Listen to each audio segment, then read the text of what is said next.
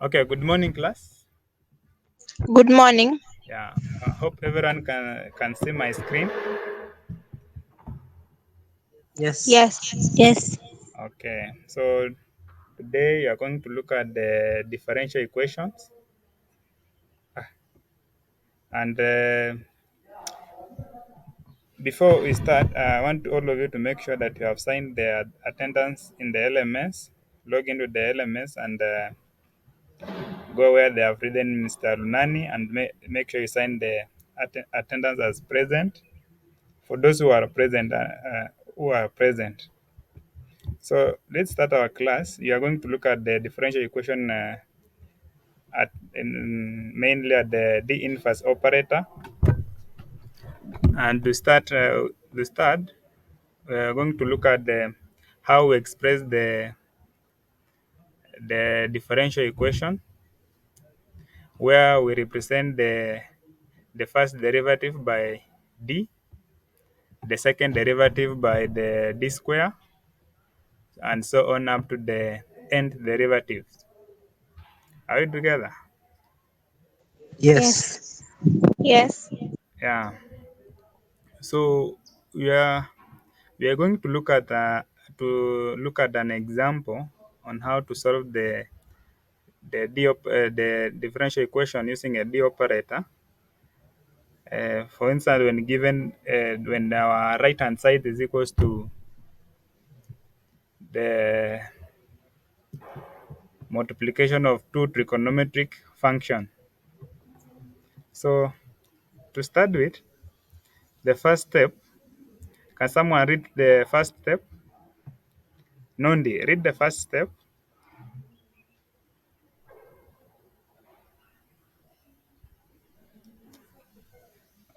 Solve Ex- solve the following differential equation using the operator method. Yeah, so you have the differential equation. That's the d square y all over dx square plus 2 dy dx plus y is equals to sin x cos x. So the first thing is that you need to express the differential equation in terms of d operator. So by factoring out y, as you have seen from the first slide, where we are expressing the d square y over dx square as d square, and the first derivative as d. So we express that, and then you factor out y is equals to sin x cos x. So we need to find the complementary solution, the particular solution, and then we'll combine the complementary and the particular. So let's start by the finding the complementary solution, where we equate the right hand side to 0. So d square y plus 2d plus 1 is equals to 0.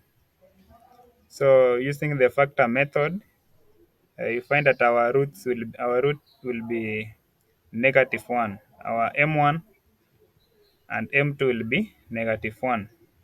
So from our previous class, we know how we can express up our complementary solution when we have the real and distinct roots.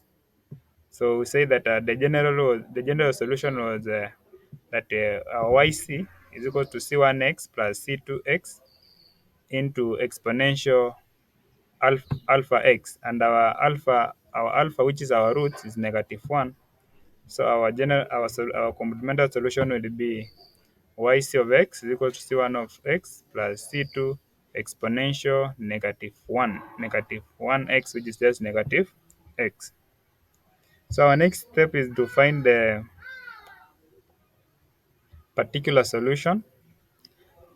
Or up to there, is there anyone with a question on how we find the complementary solution?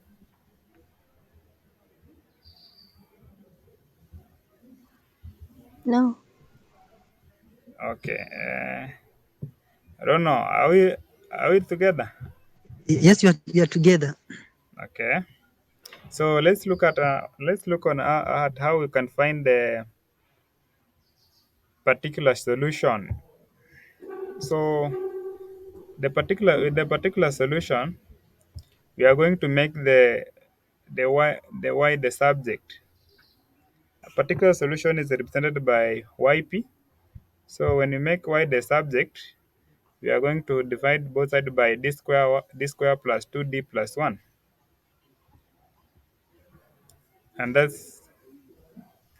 from that point, where we have 1 over d square plus 2d plus 1, uh, we need to express sin x cos x using some identities. Sin x cos x using some identities, which is from our SMP tables and from our previous knowledge, we know that sin A plus B is equals to sin A cos B plus sin B cos A. So we need to express sin x cos 2x using the two identities when you are adding the sign of A plus B, and then when you are subtracting the sign of A minus the sign of A minus B. So when you combine the two identities, that is sin A plus B and sin A minus B, when you add, you get that you have sin A plus B, sin A minus B is equal to 2 sin A cos B. So when you compare now when you divide what you have just added, you get that you have, and then you compare with what you have on our equation, is that sin x cos x, you can express it like 1 over 2 sine of x plus 2x plus sine of x minus 2x. So when you subtract when you add x plus 2, you get the 3x. And then when you subtract x minus 2x, you get sine of negative x. But the sine is an odd function, so that will just be like 1 over 2 sine of into sine of 3x minus sine x. Therefore, this is how we will express our sine of x.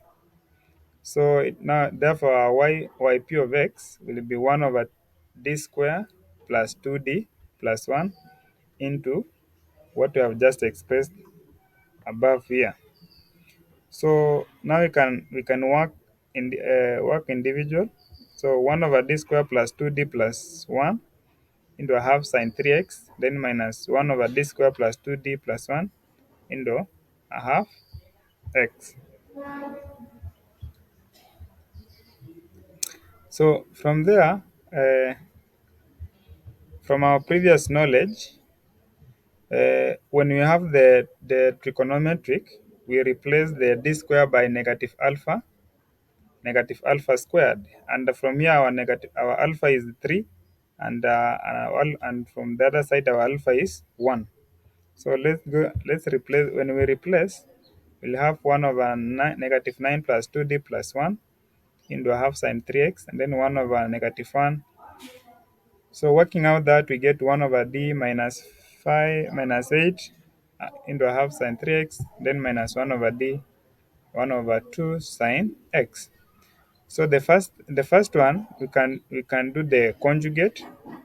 When we do the conjugate, we get the 2d plus 8 into 2d minus 8, 2d plus 8 sin x, and then minus 1 over 4 d negative 1 sin x. Remember, the d here, it will means the integration. The d inverse, it will means the integration of sin x.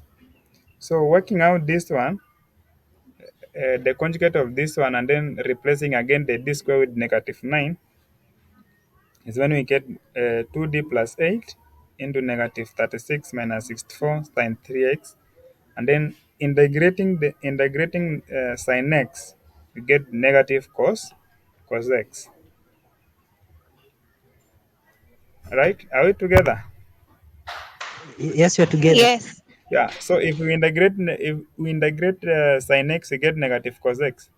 What about if we integrate cos x? When we integrate cos x, we get what? I think we get Sin x. Yeah, if you integrate cos x, you get sin x. Yeah. So let's continue. And then you subtract negative 36 minus 64, and then you multiply by 2, you'll get negative 200. So you'll have 2d plus 8 over negative 200 sine 3x plus 1 over 4 cos x. So remember the two, now multiplying sin x with 2d, you'll get 1 over negative 1 over 200, 2d into sine 3x plus 8 sine 3x plus 1 over 4 cos x. So now the d means what? Differentiation. Differentiating. Yeah, d means differentiation. So when we differentiate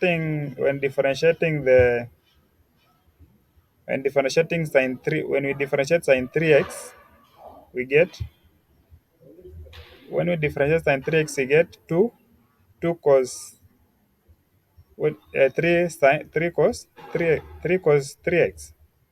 Then we multiply by 2. Then we get 6 cos 3x plus 8 sin x, then plus 1 over 4 cos x. So remember that will be our YPI, our particular solution. So then now to get the general solution, you take now the complementary solution plus the particular solution, which give us the C1x plus C2 into exponential x, which was our complementary, and then negative 1 over 200 into 6 cos 3x plus 8 sin 3x plus 1 over 4 cos x, which has been our particular solution. I think that's the end of our class. So I hope, is there any question? No. No. What have you learned today? Yeah, okay. Personally, I have learned about the D operator method, and to get the general solution, you have to add the YCF and the YPI. That is complementary solution and the particular solution. Yeah, thank you, Penina. Actually, that's what we have learned today. How to find the complementary solution and the supplementary solution, and then to get the general solution, you'll have to add the two. So thank you very much. As we meet next class, we'll look at another thing. Thank you.